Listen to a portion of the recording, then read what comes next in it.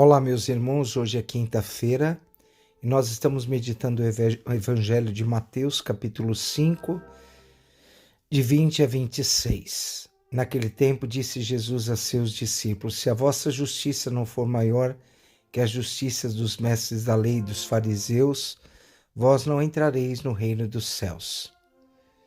E assim, meus irmãos, o Evangelho de hoje vai nos colocando. Nós estamos dentro do contexto do Sermão da Montanha e o Evangelho vai nos envolvendo nesta mensagem profunda sobre o que é a justiça. Na passagem do Evangelho de hoje, se a vossa justiça não for maior do que as dos mestres da lei, nós lembramos que o bom é inimigo do ótimo, dizia São João Bosco. Ser cristão não é somente aquele que deve ser bom, e sim deve ser melhor diariamente em tudo, ou pelo menos o cristão ele deve se esforçar sempre para ser melhor que antes. Para ser melhor, o cristão tem que ser um aluno eterno.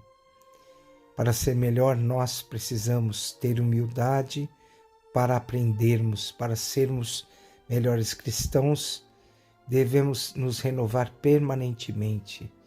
Ser cristão é ser melhor em cada momento da vida. E assim o texto do Evangelho de hoje nos inicia com a confrontação entre o que é a justiça dos escribas e dos fariseus e essa justiça exigida para os cristãos. É um princípio fundamental e ético de Jesus. Em que consiste a justiça dos discípulos? É maior do que a dos fariseus ou dos escribas? Os discípulos observam até os menores dos mandamentos, enquanto que os escribas e os fariseus, eles omitem as coisas mais importantes do que a justiça, a misericórdia, a fidelidade. Os discípulos põem em prática os mandamentos de Deus e ensinam, enquanto que os escribas e fariseus dizem, mas não fazem. No texto de hoje, Jesus faz a reflexão sobre o quinto mandamento do Decálogo: não matar ou não matarás. Esta lei continua válida, porém Jesus propõe uma interpretação muito mais do que não matar, uma lei mais exigente e dessa disposição que abarca não somente as ações ou os atos culpáveis, o sentimento e a interioridade do ser humano.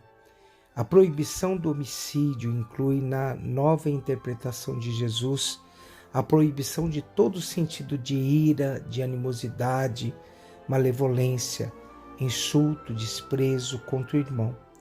Para Jesus, a ira e as palavras ofensivas contra o irmão são equivalentes. Nós matamos com a nossa língua, matamos com o nosso julgamento. Logo depois que aprendeu a nova formulação da antiga lei, Jesus passa a expor sua concretização em forma de um caso, ou seja, o cristão que se aproxima do Senhor da vida deve reconciliar-se primeiro com o irmão. Não somente quem ofereceu está obrigado a se reconciliar, te ofendeu, mas também quem sofreu uma ofensa. Para Jesus, a reconciliação é a tarefa prioritária. Está antes do culto a Deus, está antes que ir à missa, antes que rezar, porque o projeto de Deus sobre a humanidade é nada mais que criar um mundo de irmãos. Amor e ódio são como uma seara dentro do qual trigo e joio crescem inseparavelmente juntos. O ódio também nunca é só. Ele vem sempre acompanhado de alguma compaixão. Que hoje, meus irmãos e minhas irmãs, nós aprendamos. O bom é o inimigo do ótimo. Cada um é chamado a caminhar para ver mais e aprender mais, a fim de ser melhor em cada instante e lugar. Seja qual for o seu sonho, comece. E assim, meus irmãos e minhas irmãs, a ousadia tem genialidade, poder e magia.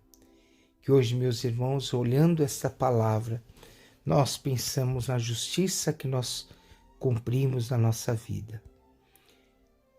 A nossa justiça está em viver e praticar profundamente a palavra de Deus. Abençoe-vos o Deus Todo-Poderoso, Pai, o Filho e o Espírito Santo. Amém.